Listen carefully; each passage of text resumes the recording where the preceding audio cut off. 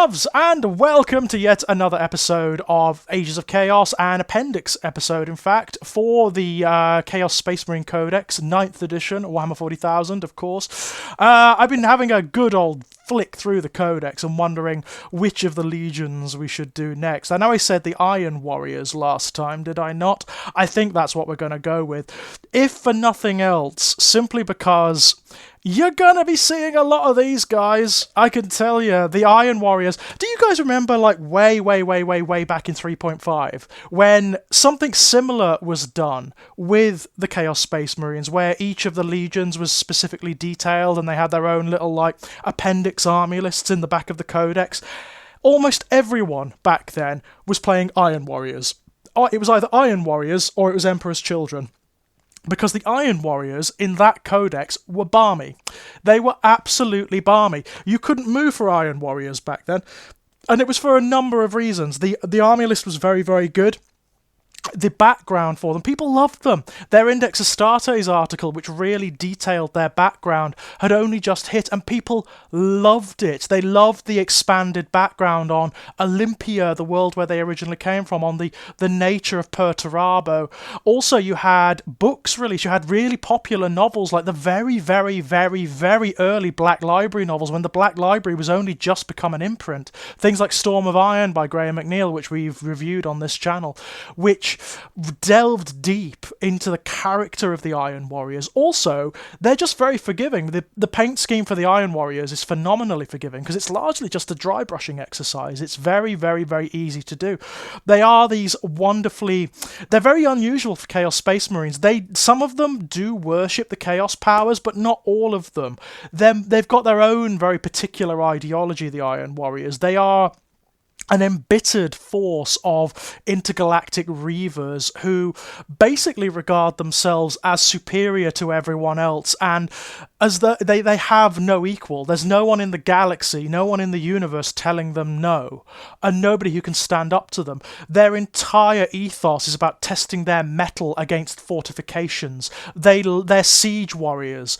They love to take down fortifications. Early on in the Great Crusade, one of the reasons for their fall is that they were given all of the dirtiest, nastiest jobs, alongside the likes of the Death Guard and the Night Lords. They were given the dirtiest, nastiest jobs in some of the most hostile environments in the galaxy, and yet 90% of the time they are not given credit for it. Some other legion, one of the more decorous legions, one of those that has more of a panoply about it, like the Ultramarines or the Imperial Fists, comes in and takes credit for it. And over time, the Iron Warriors become more embittered, more ground down, and Perturabo, their Primarch, becomes more paranoid and embittered, and he starts to realise that he is being used. He is being passed over so many times, despite the fact that without the Iron Warriors, the Imperium as it was, the nascent Imperium, just wouldn't have existed. They garrisoned so many worlds that had been conquered by the other legions that the legion was spread too thin. They were bled white, and there came a point, sort of towards the beginning of the heresy, where they just couldn't take it anymore, and they kind of had a legion-wide mental breakdown. And Perturabo obviously sided with Horus without much in the way of coercing, to be honest, because he respected Horus more. Horus always had more time for Perturabo and his craft than the Emperor did. It's kind of no wonder, when you look at the background of the Iron Warriors, it's no wonder that they turned. They're one of those legions where if only the Emperor and the Imperium had treated them better, they wouldn't have turned. One of the interesting things, in the Horus Heresy books about the Iron Warriors, Perturabo remains one of the most reasonable of the Chaos Primarchs right up until the end. Yes, he does have this strain of paranoia about him, but at the same time, he's very worried. In books like Angel Exterminatus, for example, he is very worried about what's happening to the other traitor legions, as they embrace chaos. He doesn't like that at all. He's not interested in the supernatural elements or whatever. He believes that this war is political, it's ideological, and it needs to be fought. He actually believes, and he's kind of right, he's not entirely wrong in this, that the Great Crusade and the Imperium is founded on a bedrock of hypocrisy, and that the Emperor is ultimately the villain of the piece, and he needs to be taken down. That's kind of where he's coming from. And it was the Iron Warriors and Perturabo who masterminded the Siege of Terra, because that's their jam, that's their ultimate purpose, right? And he did a bloody good job of it, by all accounts. He almost brought Terra to its knees, yeah? He did a very good job. In the aftermath of that, the Iron Warriors retreat across the galaxy, but they are, unlike most of the traitor legions, they're very difficult to get rid of. Because they've fortified themselves so well and they've dug in like ticks, they're very, very, very hard to get rid of. The campaigns to oust them from Imperial territories are so costly, it almost bleeds the remaining loyalists white. And there's a particular event called the Iron Cage, where the basically the Iron Warriors and the Imperial Fists hate one another. They've got this long-standing enmity. Perturabo and Rogel Dawn absolutely loathe one another. And Perturabo lures Rogel Dawn and the remaining Imperial Fists into this trap and almost destroys the entire Legion. It's only because of the intervention of the Ultramarines that they survive at all. And on the back of that, Perturabo ascends to demonhood. He is not devout. He doesn't worship the Chaos Powers. They acknowledge the Chaos Powers as kind of allies in this long-standing war. And the reason Perturabo ascends is because he realizes that the war is going to continue and he needs immortality in order to wage it. He becomes the demon prince of the Iron Warriors and eventually settles a world in the Eye of Terror called Medrengard, which is this impossible planet of fortresses, dungeons, bastions, fortifications. It's one of the most heavily fortified worlds in the Eye of Terror, basically, and in the universe it's impossible to lay siege to. And unlike, a lot of the traitor legions, the Iron Warriors are quite well organised.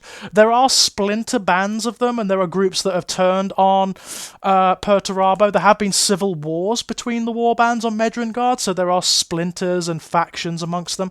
But by and large, the grand hosts of the Iron Warriors, they are organised under the political auspices of Perturabo and Medrengard, and there is a wider plan at work. They are working with regards to a wider, long-standing plan of grinding the Imperium down.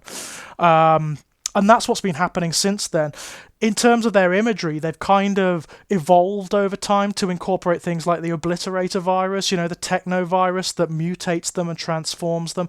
They're much more closely linked to things like demon engines, to warp smiths and that kind of thing, like the Dark Mechanicum. They've got very close ties to the Dark Mechanicum, in the same way that the Iron Hands on the Imperial side, have very close ties to the Adeptus Mechanicum. They're kind of equivalents in that regard. In terms of how they're represented in the 9th Ed Codex, boy, are you going to be seeing a lot of these guys. My God, I wouldn't be surprised to see a situation a bit like the 3.5 Codex. They're not as ridiculous as they were back then, but they have a lot going for them. Their Legion trait, which of course is Iron Within, Iron Without, what else could it be? The first half is really bloody. In fact, it's so good, it's a bit much, Each time a model with this trait makes an attack, the target does not receive the benefit of cover against that attack. They ignore cover completely. They're so good at siege work that they can just ignore cover. That is incredible. That alone is an amazing, amazing trait. You're not going to want to face these guys, especially if you're fighting with one of the Xenos armies that rely on cover in order to survive. Eldari, Drukhari, oh my God, the Gene Stealer cults are going to find these guys really difficult to cope with, because a lot of the benefits that those armies rely on are just taken away by these guys almost immediately. The second half, each time an attack is allocated to a model with this trait, if that attack has an armor penetration characteristic of -1 or -2, the armor penetration characteristic of that attack is worsened by 1. They kind of already have that. This was written before the Armor of Contempt rule, but now the Armor of Contempt rule kind of supersedes that, so it's fine. They already have it anyway. It's fine.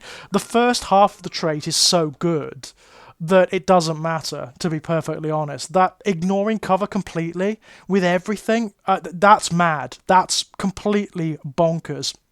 Like all the legions, they have a secondary objective, Master of Demolitions. This is a fun one. So basically, you have to get your opponent to set up 3 objectives, extra objectives, on the table that have to be within fortifications, and then your Iron Warrior units can perform a demolition action. And if they manage to bring them down, then they get extra victory points. It's quite difficult, but it is fun. It's a really, really fun one. And I can see how that would force the way the Iron Warriors play to actually play in accordance with their background, which is really cool, right? Their Warlord traits are excellent. They've got some of the best Warlord traits in the entire thing, I've got to say. Siege Lord. The Warlord has perfected siege warfare over countless millennia in the most brutal war zones. He has studied the arcane learnings of heretic reductors, uncovered the structural analyses of Xenos war masons, and prized STC secrets from the ragged bionic fingers of dying tech magi, so that no means of sundering enemy defences are beyond him. In your command phase, select one friendly Iron Warriors Core or Iron Warriors Vehicle unit within 6 inches of this Warlord, and still at the start of your next command phase, each time a model in that unit makes an attack against an enemy vehicle or building unit, if that attack is made with a weapon with a strength characteristic of 7 or more, add 1 to the damage characteristic of that attack. Potentially devastating, depending on who you're facing. This is kind of the one that you want against, like, vehicle-heavy armies. Tau. This is the one you want against the Tau. And you want to load up on things like obliterators. No, not obliterators, because they're not core. But things like Havocs, for example. Lots of vehicles with heavy weapons, you know. Things like Predator Annihilators with their new laser cannons. Very, very nice indeed. Demon Smith, that's nice. This Warlord has an innate understanding of the relationship between the demon and the machine, and will use this to full potential on the battlefield. In your command phase, select one friendly Iron Warriors Demon Engine, Iron Warriors Cult of Destruction, that's Obliterators, or Iron Warriors Machine Spirit unit within 6 inches of this Warlord. Until the start of your next command phase, each time a model in that unit makes an attack, add 1 to the attack's hit roll. So you see what they're doing with the Warlord traits? They are gearing the Iron Warriors to being... They favour long-range heavy firepower, and that's the Warlord traits almost kind of force the way you make your army selection. So the Iron Warriors armies are very particularly skewed towards that, and that's great because that's what they're supposed to be. Unyielding metal. Warp-powered bionics, battle-damaged armour, and countless ugly scars adorn this Warlord, all marking incidents that would have felled lesser warriors. Add 1 to the toughness characteristic of the Warlord. Each time this Warlord would lose a wound, roll 1 die 6 on a 5+, that wound is not lost. Much more individual, not an aura ability, makes the Warlord much more survivable, makes them into a bit of a tank, actually, and that is really good for modelling as well, because you kind of want an almost like Obliterator-like model for your Warlord. That's really cool. Bastion. This Warlord is an iron bulwark of implacable tenacity. Under his threatening gaze, his warriors will hold any and all available positions, bolstering them against enemy counterattack. In your command phase, you can select one friendly Iron Warriors Core unit within 6 inches of this Warlord. Until the start of your next command phase, each time an enemy unit declares charge against that unit, if that unit is not within engagement range of any enemy unit, it can either hold steady or set to defend. That unit has objective secured. If a model in that unit already has this ability, the model counts as 1 additional model when determining control of an objective marker. People are going to take that. That's just a brilliant tactical Warlord trait. People are going to want that one. It's really, really good. Again, if you can maneuver your units into a particular position where they're defending objectives and your Warlord is nearby or on that objective with that, it's brilliant. It's really good. Architect of Destruction. When destroying an enemy, position calls for nothing short of ceaseless firepower. This Warlord will deliver. In your command phase, you can select one friendly Iron Warriors Core or Iron Warriors Vehicle unit within 6 inches of this Warlord. Until the start of your next command phase, each time a model in that unit makes an attack, if your army is engaged in either wanton massacre or wanton slaughter, that unit is considered to be engaged in wanton destruction for that attack. Good. It's not amazing, but it is good. I can see how that could be used situationally to basically just deluge the enemy in firepower. Very, very good. Implacable Taskmaster. This warlord advances with bitter resolve, and led by this example, his followers do the same. While a friendly Iron Warrior's core unit is within 6 inches of this warlord, each time that unit is selected to shoot, if that unit made a normal move in your previous movement phase, then until its shooting attacks have been resolved, it counts as having remained stationary. That's good too. It's not as overwhelmingly good as Bastion, but I can see situations in which you would want to use it.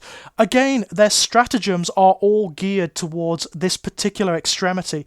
Some of them are really interesting because they're not just the siege guys, they're not just the heavy weapons guys. There are some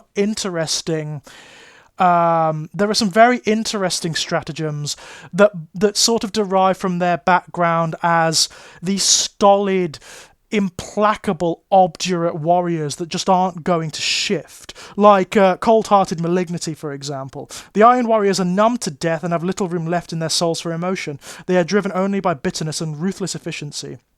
If this stratagem, use this stratagem at the start of any phase. Select one Iron Warrior's core unit from your army that is below half strength. Until the end of the battle, that unit automatically passes morale tests. Each time a model in that unit makes an attack, add 1 to that attack's a hit roll. It's good, right? It's really interesting. Dour Duty. The Iron Warriors unflinchingly face their fate, drawing upon millennia of resolve to weather the most punishing of attacks. Use this stratagem in any phase when an Iron Warrior's core infantry or Iron Warrior's demonkin unit is selected as the target of an attack. Until the end of that phase, each time an attack is allocated to a Heretic Astartes model in that unit, subtract 1 from the damage characteristic of that attack. That's very good. It's like a mini Death Guard. It's like a mini Plague Marine thing, where your Iron Warriors will just take the hits that would fell even other Chaos Space Marines. It's very, very good. There's a lot of that stuff, as well as the stuff like Cannon Fodder. Cannon Fodder relates back to the background of how the Iron Warriors use cultists, basically. The mortal units in Iron Warriors forces, especially if you read the books, they herd forward into the teeth of their enemies' guns entire masses of mortal units, in order to use them as cannon fodder, effectively, in order to expend the enemy's firepower. And that's exactly what this is. Use this stratagem at the start of your opponent's shooting phase, select one Iron Warriors infantry unit from your army, then select one friendly Iron Warriors cultist unit wholly within 6 inches of that unit. Until the end of the phase, enemy models cannot target that Iron Warriors infantry unit. That's very, very good. You can use that strategically and you can sort of plan to use it when it comes to army selection and determining your battle plan. What I love about the stratagems, the Legion-specific stratagems, is that they are designed to force the way you play and to make it more like a role-playing game than a war-playing game. And that the Iron Warriors in this book really emphasise that. They're not only very good, they're also very, very, very, very characterful. The relics are the same.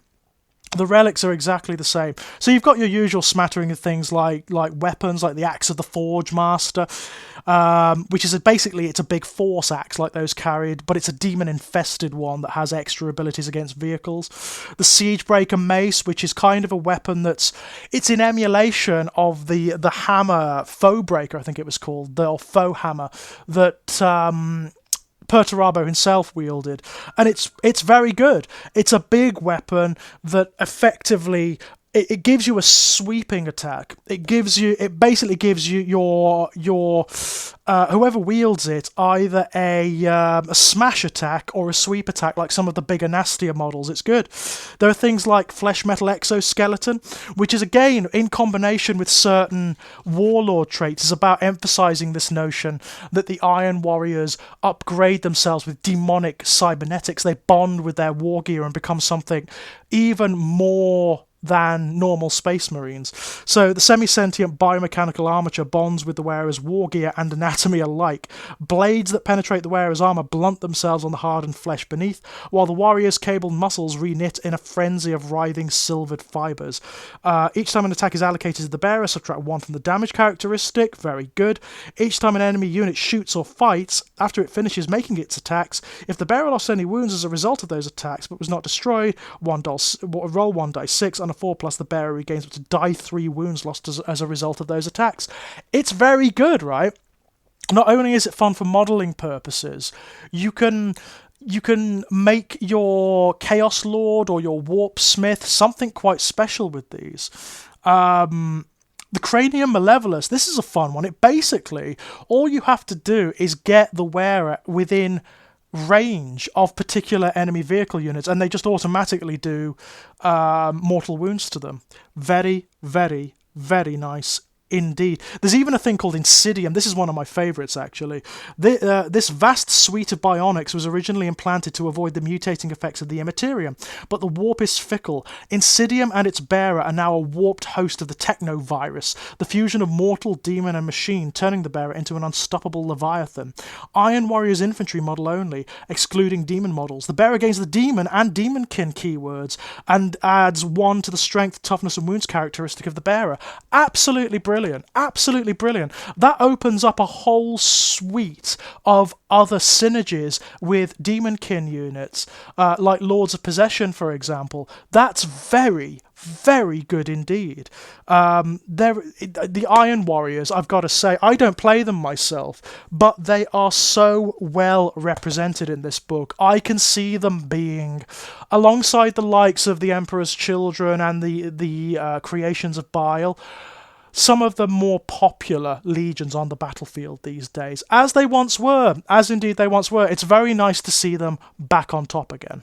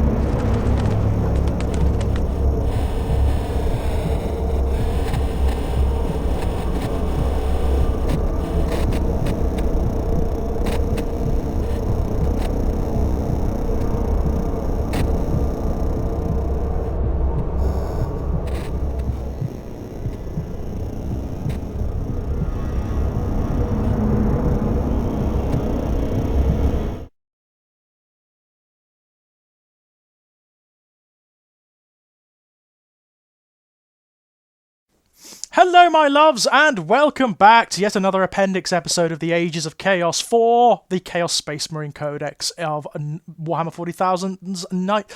Fuck, that... lost that completely, didn't I? Where the fuck did that go? Okay, let's try that again, shall we?